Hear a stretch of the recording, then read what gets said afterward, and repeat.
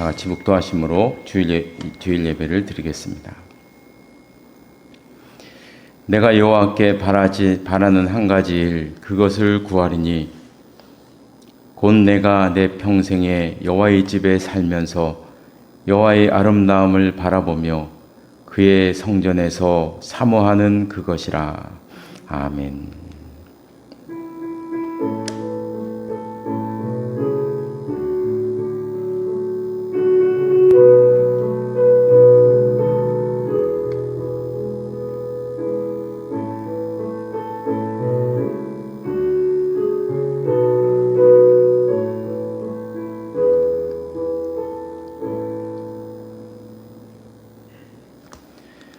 모두 일어나셔서 찬송가 23장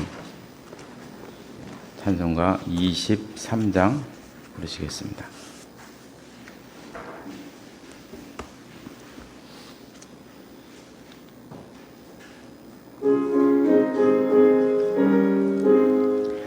만입이 내게 있으면 그 입 다 가지고 내 구주 주시는 종을 늘 찬송하겠네. 내 은혜로신 하나님 날 도와주시고 그 크신 영광 널리 펴알게 하소서. 내 주의 귀한 이름이 날 위로하시고 이 귀의 음악 같으니 참 희락되도다. 내 고의 권세 깨뜨려 그 결박 푸시고 이 추한 마음을 비로소 고정케 하셨네. 아멘. 교동문은 31번입니다. 교동문 31번 시편 68편 말씀입니다.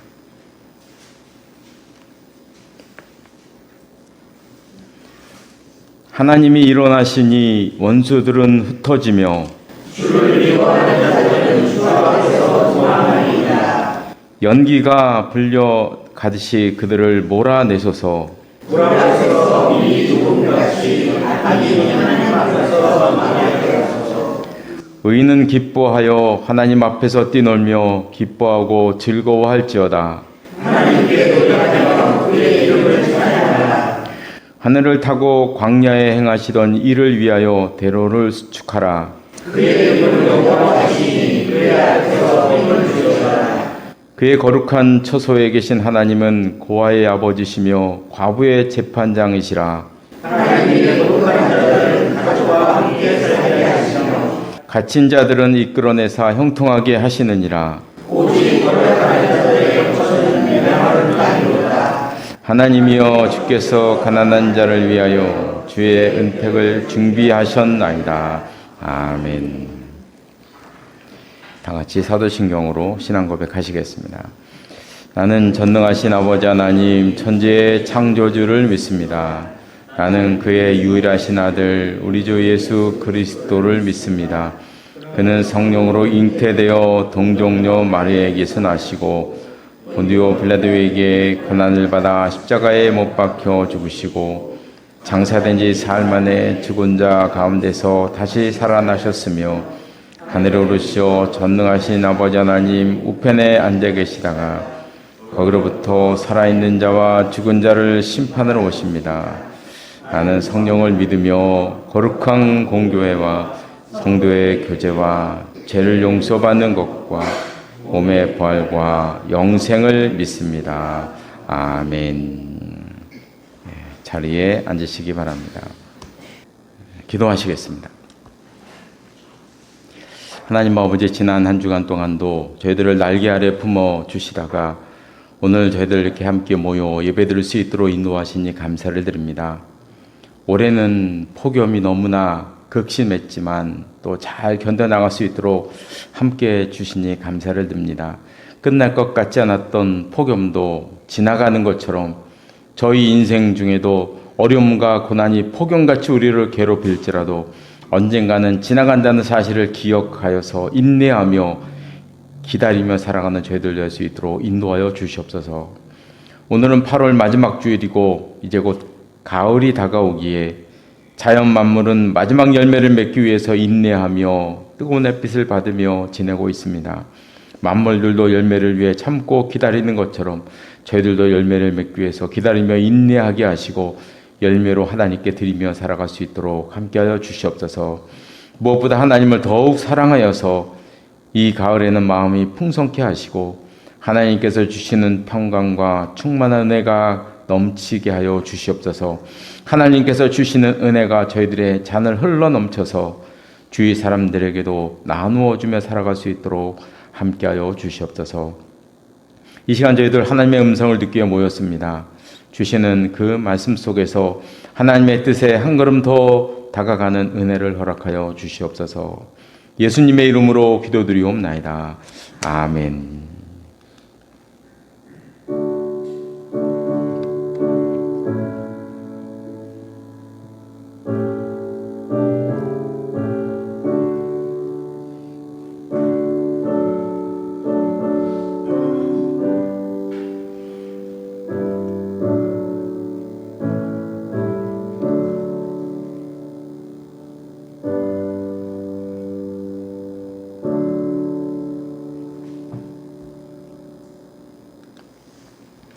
오늘 주시는 하나님의 말씀은 구약성경 사무엘상 15장 말씀입니다. 구약성경 432장 이쪽 432쪽 사무엘상 15장 17절에서 23절까지의 말씀입니다. 구약성경 432쪽에 있습니다. 한 절씩 교독하시겠습니다. 제가 먼저 15장 17절 말씀을 읽겠습니다. 사무엘이 이르되 왕이 스스로 작게 여길 그때에 이스라엘 지파의 머리가 되지 아니하셨나이까. 여호와께서 왕에게 기름을 부어 이스라엘 왕을 삼으시고 또 여호와께서 왕을 주로 보이시며 가서 아말렉 사람을 진나라에 다 없어지기까지 쫓아갔더니 어찌하여 왕이 여호와의 목소리를 청정하지 아니하고 탈취하기에만 급하여 여호와께서 악하게 여기시는 일을 행하였나이까.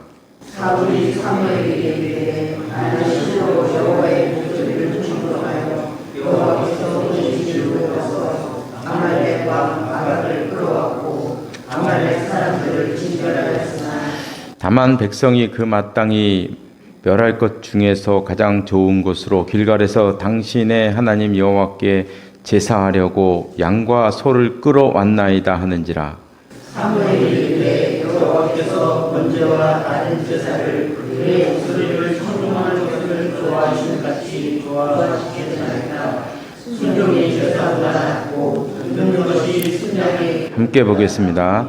이는 거역하는 것은 점치는 죄와 같고 완고한 것은 사신 우상에게 절하는 죄와 같음이라. 왕이 여호와의 말씀을 버렸으므로 여호와께서도 왕을 버려 왕이 되지 못하게 하셨나이다 하니. 아멘. 이 말씀 위에 하나님 은혜가 함께 하시기를 바랍니다. 찬송가 312장 찬송가 312장 부르시겠습니다.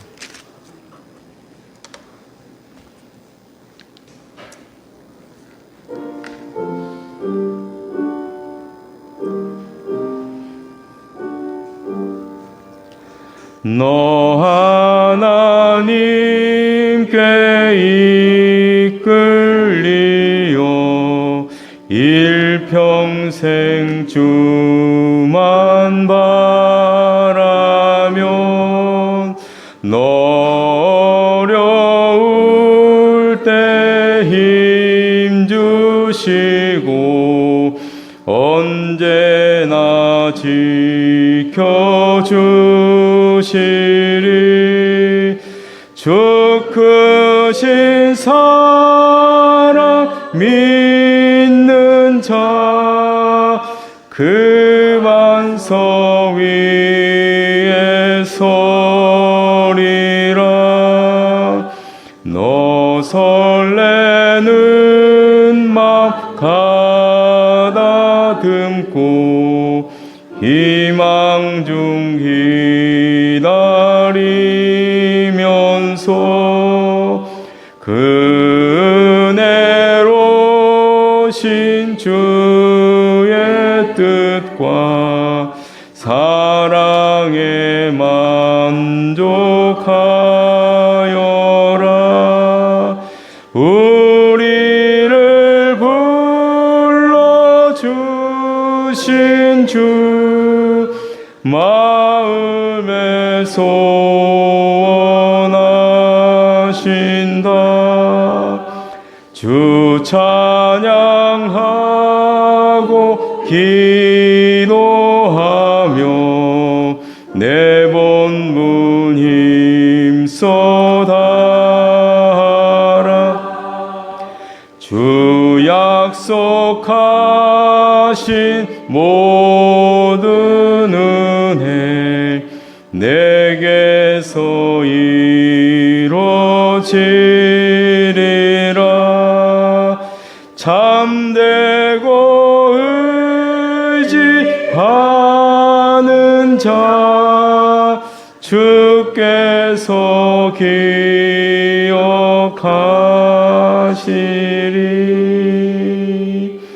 아멘.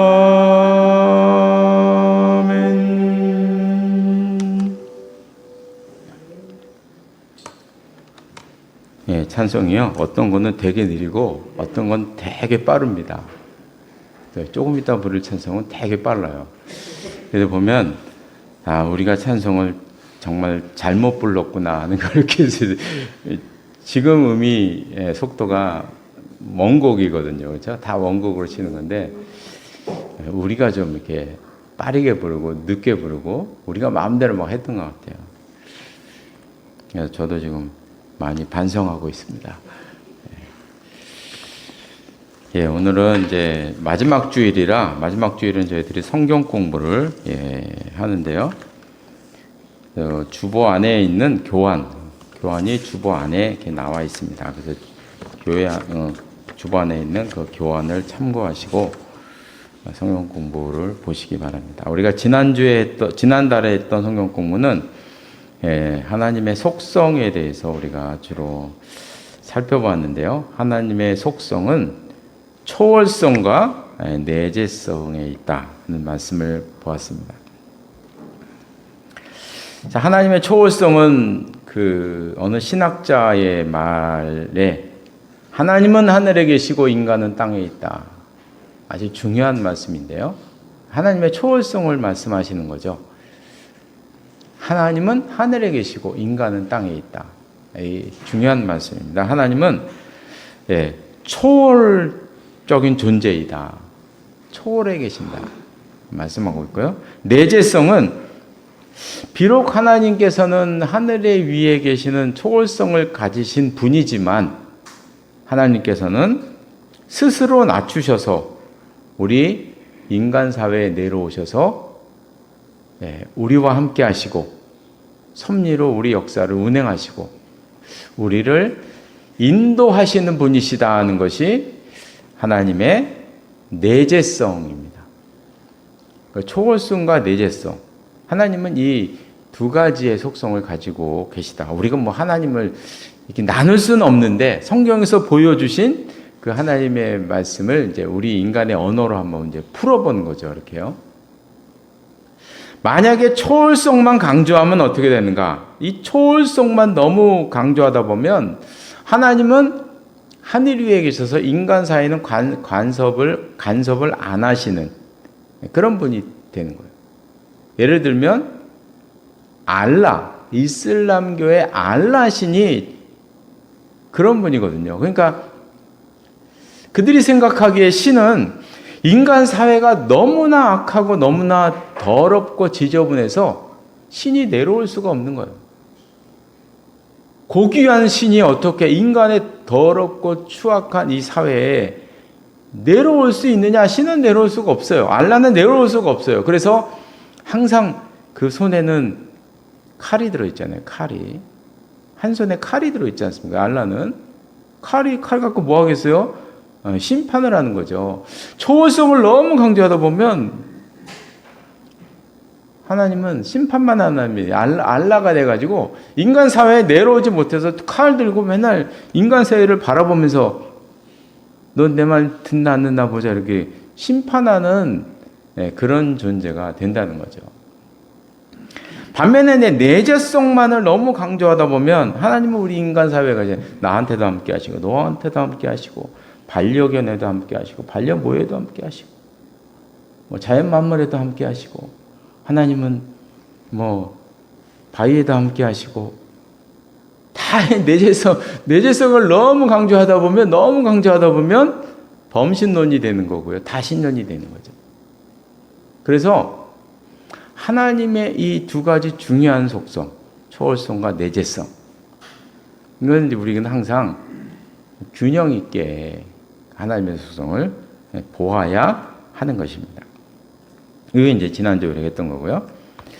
오늘은 이제 삼위일체 하나님을 이제 보도록 하겠는데요. 아마 기독교 교리 중에서 제일 설명하기 힘들고 이해할 수 없고 아무리 설명해도 이해가 안 되는 부분이 있는 그 교리가 삼위일체죠. 아무리 설명해도 설명이 안 되는 그런 이제 교리인데요. 그럼 도대체 성경에도 없는 이 말을 왜 만들었느냐? 이게 다 이단 때문에 생겨난 거고, 교리는 대부분 다 이단 때문에 생겨나는 거예요. 이단이 너무나 극성을 피우니까 이단에게서 이게 교회를 방어하다 보니까 이런 용어들을 막 만들게 되는 거거든요. 그래서 우리가 삼위일체를 한번 사전에서 찾아보면 이렇게 돼 있어요. 삼위일체. 요번에 여기 밑에 보면 1. 성부, 성자, 성령의 세 위격이 하나의 실체인 하나님 안에 존재한다는 교의. AD 325년 제1차 니케아 공의회에서 정식으로 채택되었다. 이렇게 설명하고 있습니다. 성부, 그리고 성자 예수님, 성령, 세 위격이 하나의 실체인 하나님 안에 존재한다. 그럼 도대체 왜 이렇게 어려운 이런 말을 만들어냈느냐? 이게 그냥 만들어낸 게 아니고 성경에 있는 많은 구절을 보면서 이런 말을 만들 수밖에 없는 거예요. 예를 들면 한번 이건 중요하니까 찾아보죠. 창세기 1장을 보시면 창세기 1장 26절을 보시면요. 하나님이 이제 아담과 이제 사람을 만드실 때 하시는 말씀이죠. 1장 26절을 보면 이렇게 말씀하고 있어요. 하나님이 이르시되 우리의 형상을 따라 우리의 모양대로 우리가 사람을 만들고.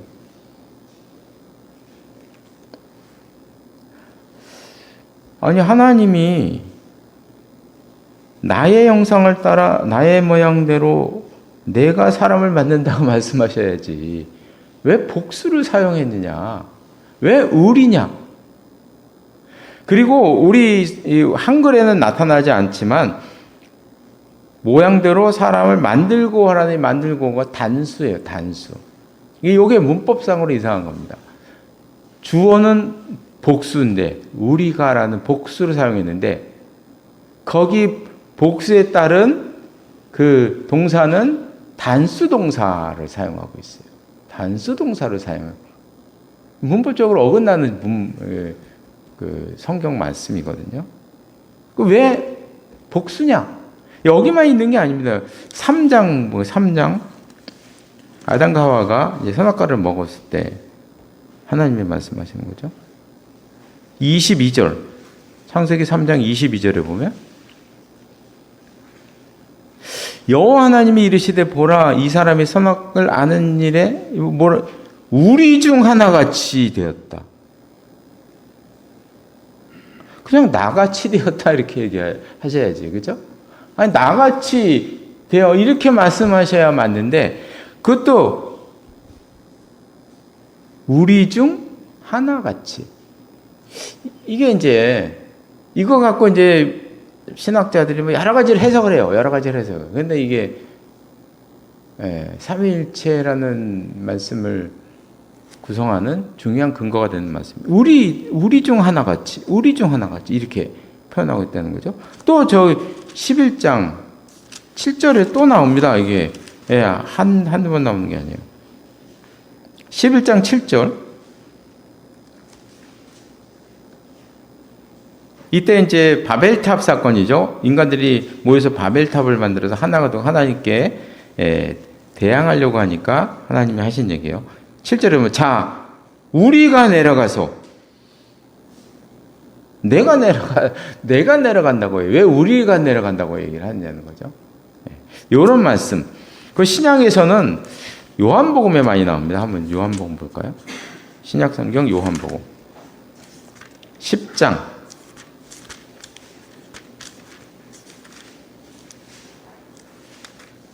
163쪽에 있습니다. 163쪽. 신약성경 163쪽. 요한복음 10장 30절에 보면 예수님께서 이제 그런 말씀을 하시죠. 나와 아버지는 하나이니라. 그러니까 31절에 보면 유대인들이 돌을 들어 치료했어요. 신성모독이죠. 나와 아버지는 하나이다. 어떻게 인간이 이런 얘기를 합니까? 예수님이 이런 말씀을 하셨습니다. 그리고 또 14장에 보시면 14장 요한복음 14장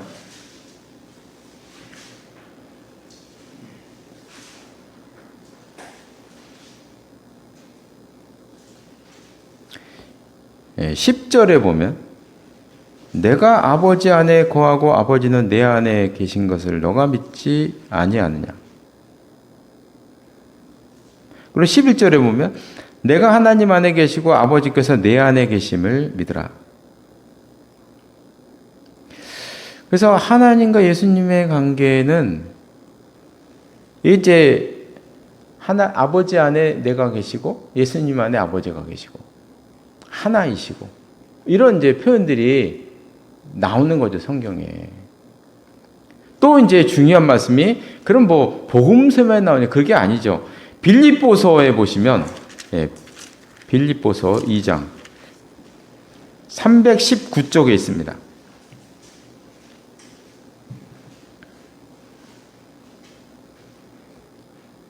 빌립보서 2장 5절부터 한번 제가 한번 읽어보면요. 너희 안에 이 마음을 품으라 곧 그리스도 예수의 마음이니 그는 근본 하나님의 본체시나 하나님과 동등됨을 취할 것으로 여기지 아니하시고 오히려 자기를 버려 비워 종의 형체를 가지사 사람들과 같이 되셨다. 그는 근본 하나님의 본체시고 동등하시나 동등함을 취하지 아니하시다. 이런 이제 말씀드린 거죠. 그래서 이런 말씀들을 이렇게 종합을 해보고 어떻게 우리가 이제 3차원에 살고는 우리 인간이 우리의 머리가 이게 작은 머리가 어떻게 차원이 다른 하나님의 그 존재 양식이라고 할까요? 존재 형태라고 그럴까요? 어떻게 우리가 표현하겠습니까? 그렇죠? 표현이 안 되는 거죠. 아니 아버지 안에 내가 있고 내가 아버지 안에 있는 이게 뭐냐? 이게 지금 하나님과 예수님의 그 존재 방식에 대한 말씀을 하고 계시거든요. 그럼 그게 도대체 뭐냐? 우리 인간 사회 안에서는 이게 찾아보기가 어렵기 때문에 설명이 안 되는 거예요. 그래서 어떤 분이 이제 그림으로 표현했어요. 말로 안 되는 건 그림으로가 되잖아요. 그림으로 했는데 이 그림이 삼위일체 하나님의 모습을 가장 이미지할 때 가장 가깝지 않겠나고 이제 생각을 해요. 이 모습이 가장 가깝지 않나? 한번 보시면 아버지가 계시고 아들이 계시고 성령이 계신데 아버지와 아들과 성령이 신성을 함께 가지고 계셔요. 그래서 일체예요. 이 면에서. 그러나 일체라고 해서 완벽 100% 일치냐? 그게 아니고 각각의 위격이 따로 계시다는 거죠. 따로따로. 그래서 아버지가 내 안에, 내가 아버지 안에의 표현은 이런 게 아니냐. 딱 그냥 동그라미 두 개가 똑같이 겹쳐진 게 그림이 아니라 아버지가 내 안에 계시고 내가 아버지 안에 계시는 존재의 그 형태를 우리가 표현하면 이렇게 되지 않아. 신성이 계시고 그러나 따로따로의 사이에 계시고.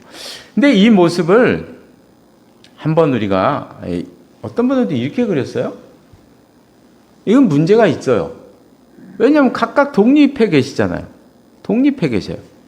아버지가 내 안에 계시고 내 안에 물론 이제 삼위일체를 설명할 때 자기 나름대로 설명을 이렇게 그렸는데 그림이 부족하다.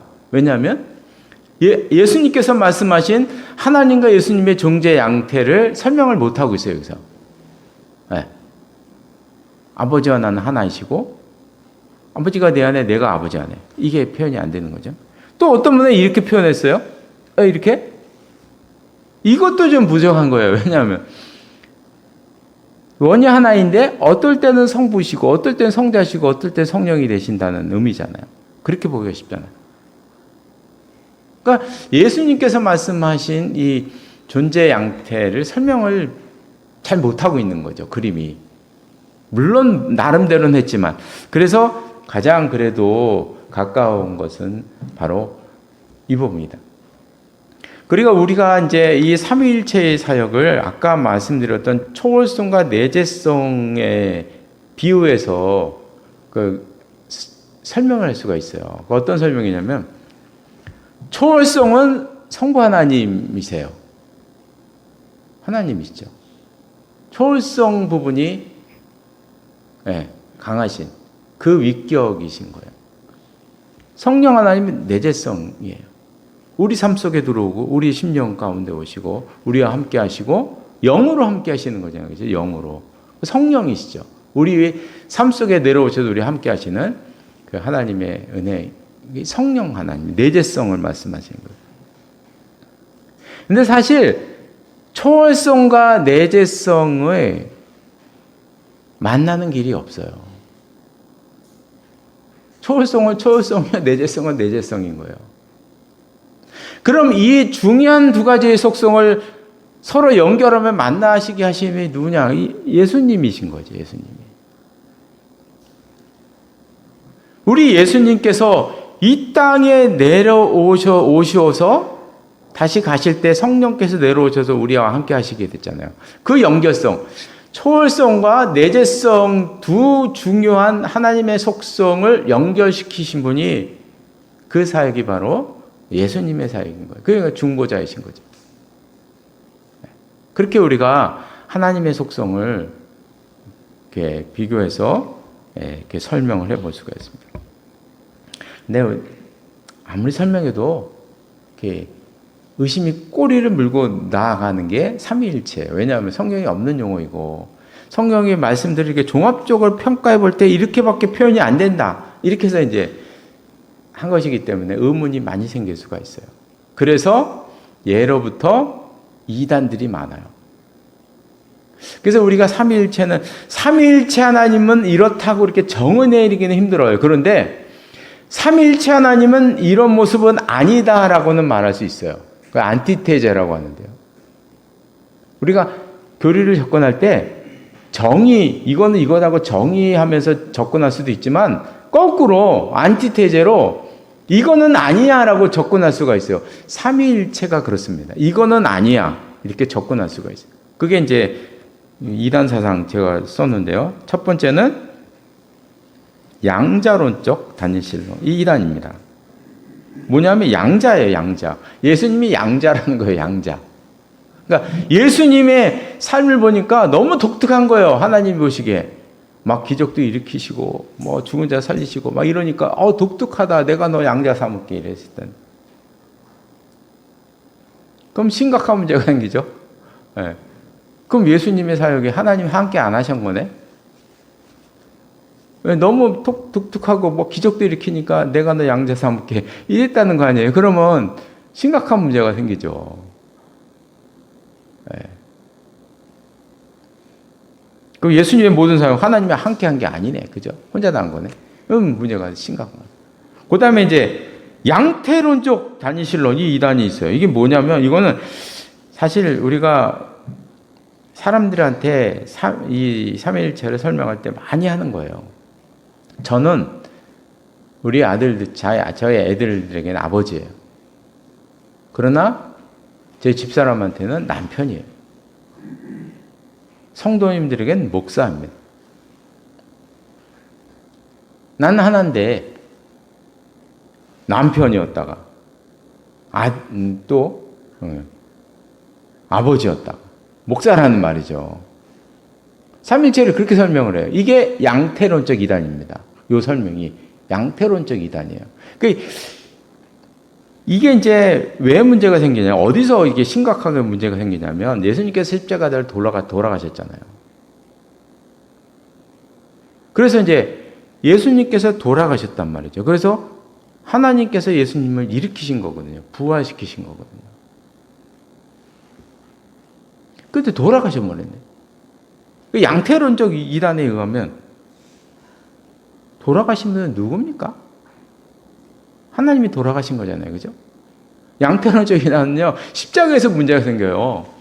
하나님이 돌아가셔버렸어요, 그냥. 그래서 이제 이 양태론을 피하기 위해서 뭐 예수님이 십자가에서 안 돌아가셨다. 돌아가신 것처럼 보인 것이다. 이런 이단도 생기고 아주 복잡한 이단들이 많이 생겼어요. 양태론적 설명은 우리가 이 삼위일체를 설명할 때 아주 편하게 얘기하는 거지만 우리가 그렇게 설명할 때도 인식하고 설명하셔야 돼요. 그거 이단적 설명이에요. 부족한 겁니다. 부족해요. 예수님의 죽음을 설명을 못해요.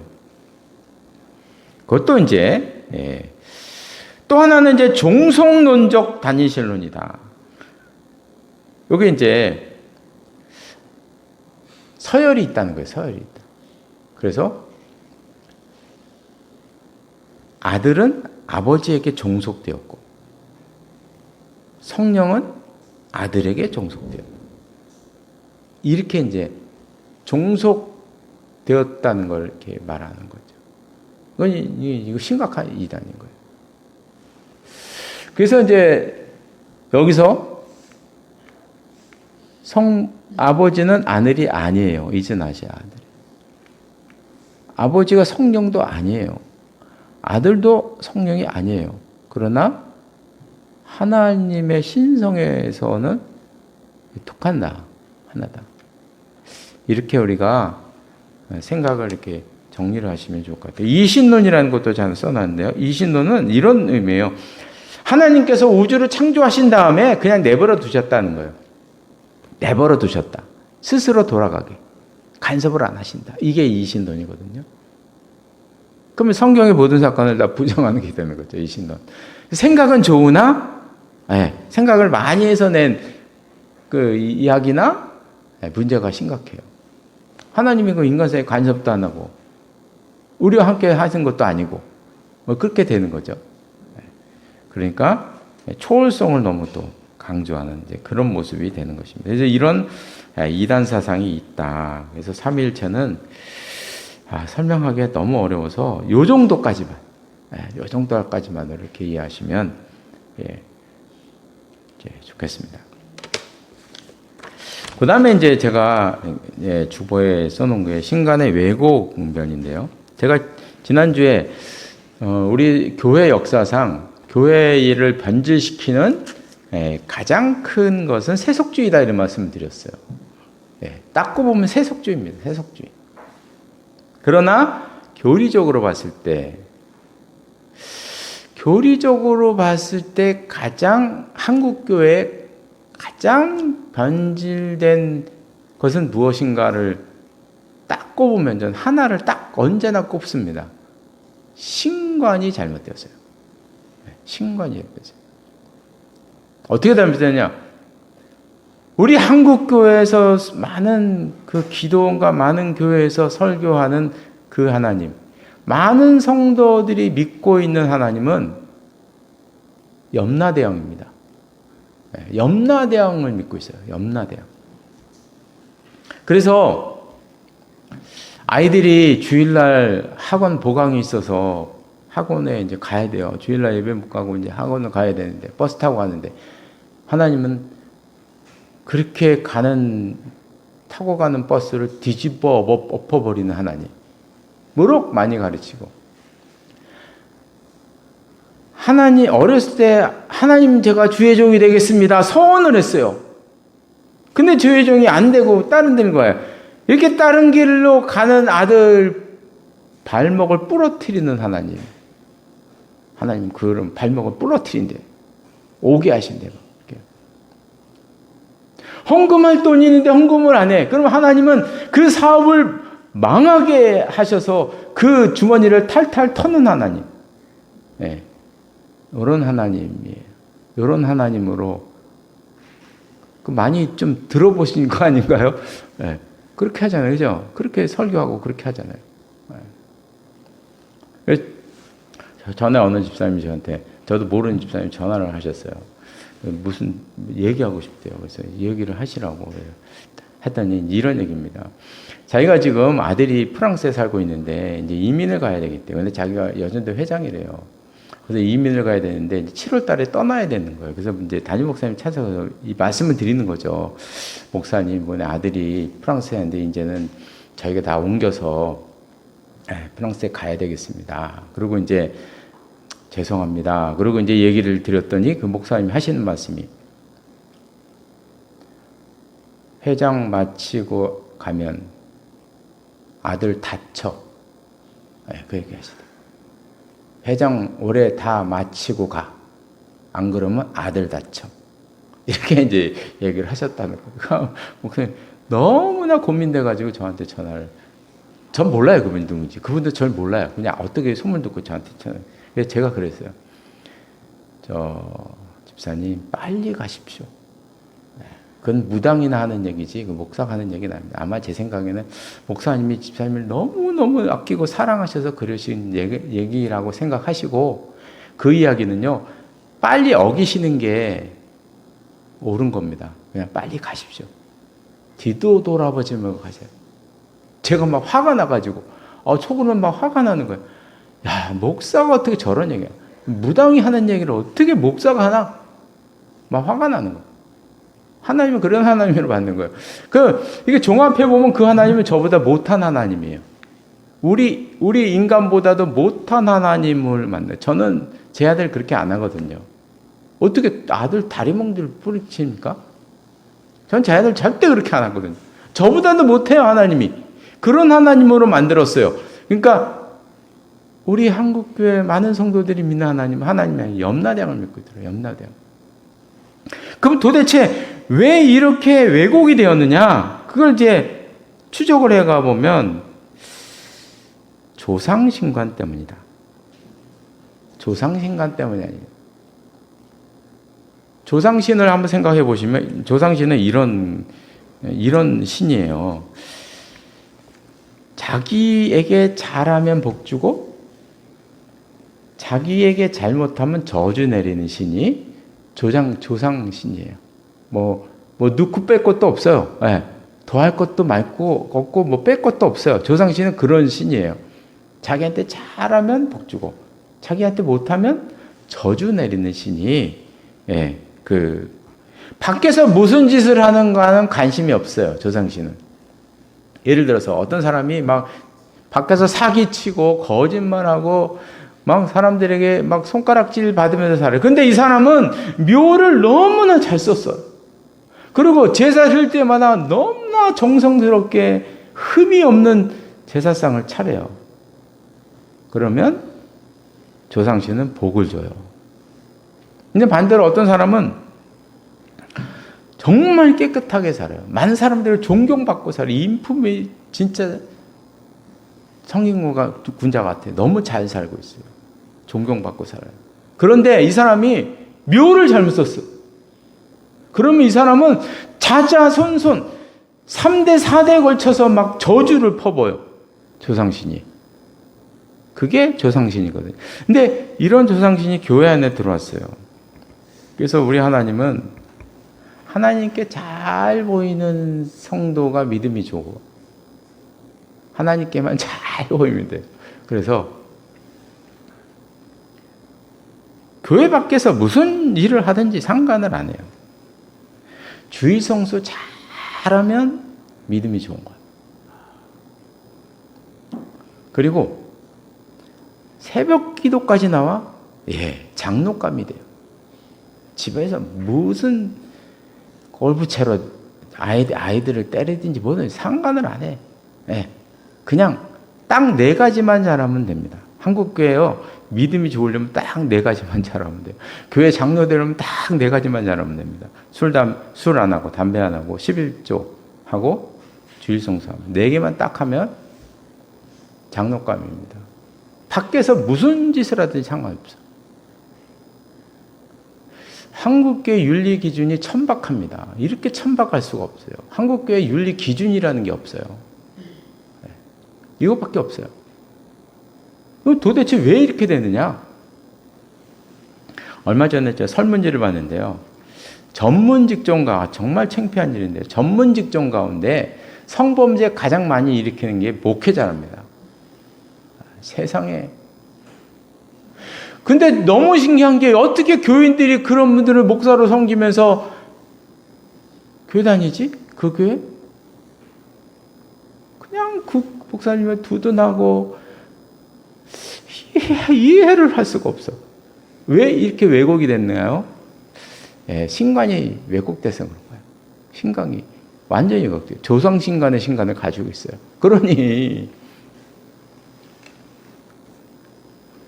또 하나가 있죠. 왜곡시키는 김기동의 귀신론입니다. 한국교회 귀신론은 대부분 다 김기동의 귀신론을 따른다고 생각하시면 됩니다. 죽기하고 귀신아 물러가라 기도하는 분들의 모든 귀신론은 김기동의 귀신론을 따르고 있다고 생각하시면 돼요. 그만큼 심각하게 들어와 있어요. 자, 한번 보면요. 우리 성경에 는요, 간단하면 심플합니다. 사람이 믿으면 천국 가고 안 믿으면 지옥 갑니다. 아주 심플합니다. 조상신가는 이렇게 되는 거예요. 사람이 죽으면 황천은 가는데 그 중간에 구천이 있네요. 그래서 한을 풀지 못하고 죽으면 그게 구천을 떠돌아요. 떠돌다가. 그래서 한을 풀 때까지 구천을 떠돌아 다니는 거예요. 그래서 막 한을 풀어야 되잖아요. 그러니까 푸닥거리를 하고 구틀 하고 그러잖아요. 한을 풀어야 되니까. 한을 풀어주려고. 예, 그러는 거예요. 그럼 이제 김기동의 귀신은 딱 보면은 2가지를 짬뽕 시켰다는 게 금방 나오잖아요. 그죠? 예, 짬뽕 시킨 거예요. 어떻게 짬뽕이냐? 사람이 믿는 사람들 죽으면 천국 간대요. 성경대로. 그런데 믿지 않는 사람은 지옥 가기 전에 구천에 간대요. 구천에. 그게 어떻게 구천 가느냐? 이런 겁니다. 저의 자연 인생이 80세라고 그래요. A라는 사람의 자연 인생은 80세예요. 이 사람은 정말 건강하게 살다가 술을 다 하면 80세에 죽는다고 생각을 해보세요. 어떤 분이. 근데 이분이 사고로 60세에 죽었어요. 그러면 20년 동안 구천을 떠돌아다닌다는 거예요. 이 사상입니다. 20년 동안 떠돌아다녀요. 근데 이 귀신이 돼서 떠돌아다니는데 이 귀신은 정말로 재미있게도 자기 후손들에게 못 살게 구는 귀신이에요. 그래서 귀신을 쫓을 때 이 사람들 보면 그래요. 넌 누구냐? 그럼 난 네 할아버지다. 넌 누구냐? 난 네 고모다. 그러니까 조상신이 자기 자녀들을 해코자 한다는 거예요. 이런 사상입니다. 이런 사상입니다. 이 조상신간 자체가 웃기는 신간이에요. 왜냐하면 사실 우리나라 부모들만큼 자녀들을 사랑하고 아끼는 부모가 없잖아요. 그렇죠? 그렇잖아요. 극진하잖아요. 살아있을 때는 그렇게 극진하게 자녀들을 사랑하고 아끼고 보살폈던 부모가 죽으면 막 자녀들을 저주하는 귀신이 돼버리는 거예요. 아니 이런 모순되는 이런 모순되는 논리가 어디 있습니까? 이런 모순되는 논리가. 그 저주를 내려도 막 3, 4대까지 내린대요. 3, 4대까지. 성경에 출애굽기에 나와 있는 그 말씀처럼 뭐 3, 4대까지 저주를 내리는 부모가 그렇다는 거죠. 이런 귀신론은 다 처벌해야 됩니다. 한국교회 귀신론 잘못됐습니다. 귀신 얘기 나오면 믿지 마세요. 제가 들었을 때 8, 90%다 잘못됐어요. 귀신 얘기하는 사람 그 말 믿지 마세요. 다 틀렸어요. 이거 김기동의 귀신론 얘기하는 거예요. 김기동의 귀신론. 얼마나 잘못됐어요. 다 잘못됐습니다. 그것을 기억을 하셔요. 이런 막 잡동사니 막 귀신론. 그러니까 김기동의 귀신론은요. 귀신이 누구냐? 불신자의 영혼이 사람의 영혼이 귀신이라는 거예요. 세상에 사람의 영혼이 귀신이라는 얘기. 성경에서 찾아보니 있나? 어디에 있나? 사람의 영혼이 귀신이 된다는 말도 안 되는 논리를 갖고 있는 거예요. 그러니까 이거를 믿으시면 안 된다는 거죠. 마지막으로 그럼 기복신앙과 참신앙의 차이에 대해서 제가 잠깐 말씀드리면 간단합니다. 도표로 제가 얘기했어요. 기복신앙은 중심이 나입니다. 내가 중심입니다. 하나님의 뜻이 있고 내 뜻이 있으면 기복신앙은요, 내 뜻이 중요해요. 하나님의 뜻보다 내 뜻이 중요합니다. 이게 기복신앙의 출발점이에요. 내가 중심이고 내 뜻이 중요합니다. 그래서 내가 기도를 합니다. 기도를 하면 변하는 것이 내 뜻이 변하는 게 아니고 하나님의 뜻이 변해야 돼. 기도를 왜 하느냐? 하나님의 뜻을 바꾸려고 기도하는 거예요. 그게 기복신앙인들의 기도입니다. 이러다 보니까 하나님의 뜻을 바꾸려고 해요. 자꾸 바꿔야 돼요. 내 뜻에 맞춰야 돼요. 이게 기복신앙이에요. 그러다 보니까 뭐가 필요하냐면 하나님을 달래려고 해. 하나님께 정성을 보이려고 해요. 그래서 이들에게 중요한 건 기복신앙에서 제일 중요한 건 정성입니다. 정성을 드려야 돼요. 그래야 하나님의 뜻을 바꾸니까. 그 정성을 드리는 것에 최첨단에 가장 위에 있는 게 뭐냐면 우리나라 보면 가장 위에 있는 게 일천번제입니다. 일천번제의 논리예요. 이건 기복신앙의 아주 끝판왕이에요. 일천번제 한 거. 이거 드리지 마세요. 기복신앙의 아주 무슨 논리냐면 이런 거예요. 100만 원 헌금 드릴 거를 한 번에 드리지 말고 1,000원짜리를 1,000번에 나누어서 맨날 매주일 올 때마다 1,000원짜리를 헌금 봉투에 잘 싸서 1,000번을 드리면 100만 원 헌금 한 번 드리는 것보다 1,000원짜리 1,000번 봉투에 넣어서 드리는 게 효과적이라는 얘기예요. 논리가 그거예요. 1,000번째. 세상에 이런 기복신앙이 어디 있습니까? 이런 기복신앙. 정성을 들이면 되는 거예요. 정성만. 하는 게 복채 드리듯이. 복채지 헌금인가요? 복채 드리는 거예요. 그건요. 그런 거 하지 마세요. 절대로. 또 하나가 있다면요.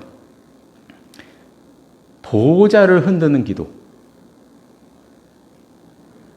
우리나라 분들은 기도할 때 늘 보좌를 흔들려고 해요. 그럼 하나님의 보좌를 흔들면 왜 흔듭니까? 하나님의 뜻을 바꾸어서 내 뜻 관철시키려고 하는 거잖아요. 그죠? 그게 보좌를 흔들어요. 그래서 하나님의 보좌가요, 흔들흔들한데요. 한국 사람들이 하도 하나님의 보좌를 흔들어대가지고 나사가 다 빠져가지고 흔들흔들한다는 거 아니에요. 그건 그냥 하는 얘기고요. 하나님의 보좌를 흔드는 기도는 일평생 한두 번만 하고 말아야죠. 한두 번 하고 말아야지. 왜 매번 기도할 때마다 보좌를 흔드냐고. 왜 보좌를 흔들어요. 내 뜻 관철시켜달라고 하는 거 아니에요. 그죠? 그런 기도 하지 마셔요. 평생 한두 번 하고 말아야지. 그럼 참신앙은 뭐냐? 거꾸로입니다. 중심이 하나님인 거죠. 하나님 뜻과 나의 뜻이 충돌했을 때 중요한 것은 하나님의 뜻입니다. 그래서 내가 하나님 앞에 기도하면 뭐가 변해야 되냐면 내가 변해야 됩니다. 왜냐하면 하나님의 뜻이 중요하니까. 기복신앙은요, 하나님의 뜻을 바꾸어서 내 기도 들어달라고 내 뜻대로 하는 게 기복신앙이거든요. 근데 참신앙은 그게 아니죠. 하나님의 뜻과 내 뜻이 충돌하면 누구 뜻을 버려야 되는 게 맞을까요?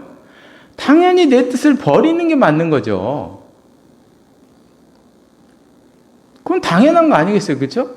그래서 기도하면 변해야 되는 게 내가 변해야지. 내가 변해야 되는 겁니다. 하나님의 뜻이 변하면 안 되는 거죠. 그건 평생 한두 번 내가 막 죽을 고비에 들었을 때나 하는 기도인 거예요. 그게 이제 참 신앙이다. 그러므로 이 참 신앙에서 중요한 건 뭐냐면요. 정성이 아니고요. 순종입니다. 그래서 우리가 예배를 드리거나 신앙생활 할 때 헌신과 순종이 없는 예배, 하나님의 말씀에 대한 순종과 헌신과 응답이 없는 예배, 그건 예배가 아닙니다. 절대 예배일 수가 없어요. 신앙일 수가 없어요. 그건 기복신앙이죠, 기복신앙. 잘못된 신앙이죠.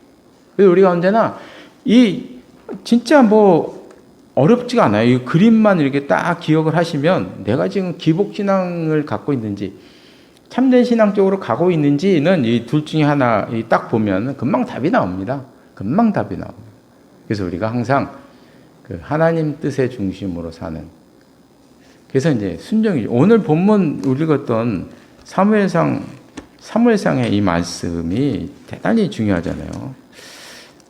사울왕에게 하신 말씀입니다. 사울왕에게 사무엘이 이런 이야기를 합니다. 순종이 제사보다 낫고 듣는 것이 순양의 기름보다 낫습니다. 벌써 구약 시대에도 선지자들이 이런 말씀을 하셨어요. 지난주에도 미가 선지자의 말씀 봤잖아요. 그죠? 그런 말씀 하고 있는 거죠.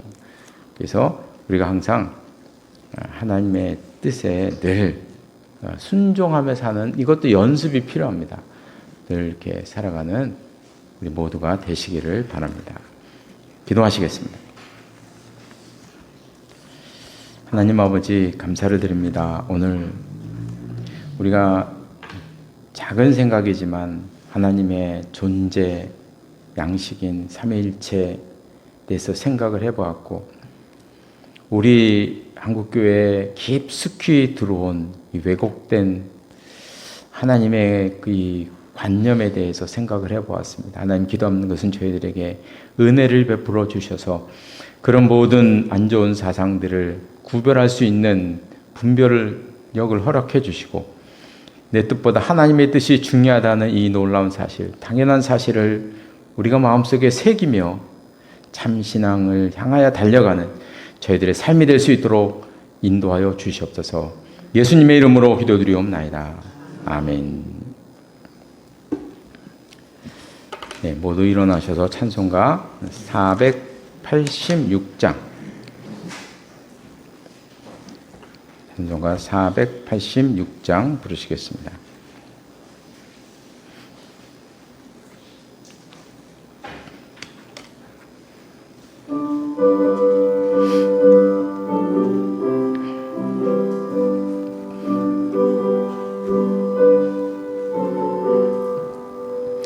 이 세상에 근심된 일이 많고 참 평안을 몰랐구나.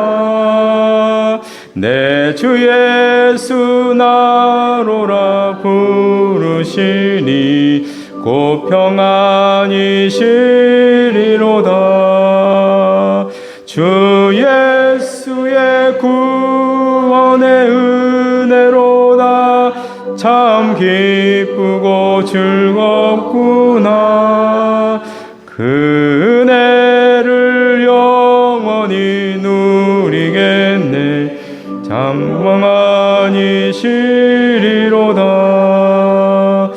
이 세상에 공고한 일이 많고 잠시는 일 없었구나.